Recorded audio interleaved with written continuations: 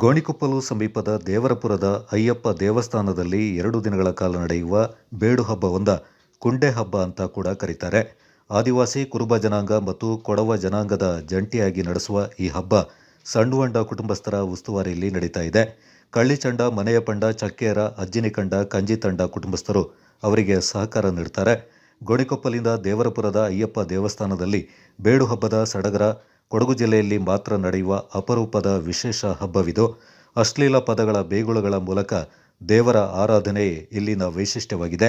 ಅಶ್ಲೀಲ ಪದಗಳ ಮಂತ್ರ ಘೋಷದೊಂದಿಗೆ ದೇವರನ್ನ ಆರಾಧಿಸುವ ಕಾಡು ಮಕ್ಕಳ ಬೇಡು ಹಬ್ಬ ಮೇ 22 ಮತ್ತು 23ರಂದು ನಡೆಯಲಿದೆ.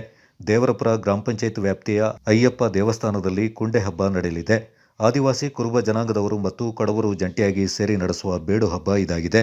ವೇಷಧಾರಿ ಭಕ್ತರು ಎದುರಿಗೆ ಸಿಗುವ ಮಂದಿಗೆ ವಾಚಾಮ ಗೋಚರ ಬೇಗುಳುಗಳ ಮೂಲಕ ದೇವರ ಮಂತ್ರವೆಂಬಂತೆ ಜಪಿಸುತ್ತಾ 2 ದಿನಗಳು ಗ್ರಾಮದ ಸುತ್ತಮುತ್ತಲಿನ ಪಟ್ಟಣದಲ್ಲಿ ಅಂಗಡಿ ಮುಂಗಟ್ಟು, ಬಸ್ ಇತ್ಯಾದಿ ವಾಹನಗಳಿಗೆಲ್ಲ ತಡೆದು ಬೇಡುತ್ತಾರೆ. ಇಲ್ಲಿ ಅಶ್ಲೀಲ ಪದ ಬಳಕೆಯೊಂದಿಗೆ ನಾನಾ ಹಾಡುಗಳನ್ನು ಹಾಡುವುದೇ ಹರಕೆ ಹೊತ್ತ ವೇಷಧಾರಿಗಳ ವೈಶಿಷ್ಟ್ಯವಾಗಿದೆ. ದೇವರಪುರದಲ್ಲಿರುವ ಅಯ್ಯಪ್ಪ ದೇವಸ್ಥಾನದಲ್ಲಿ 23ರಂದು ಮಧ್ಯಾಹ್ನ 2 ಗಂಟೆಗೆ ಎಲ್ಲ ವೇಷಧಾರಿಗಳು ಸೇರಿ ದೇವರ ಸನ್ನಿಧಿಯಲ್ಲಿ ಹಾಡುತ್ತಾ ಕುಣಿಯುತ್ತಾ ತಮ್ಮ ಹರಕೆಯನ್ನ ಸಲ್ಲಿಸುತ್ತಾರೆ. ಕೊಡಗು ಚಾನಲ್ ವರದಿ ಚಂಪಾ ಗಗನ, ಪೊನ್ನಂಪೇಟೆ.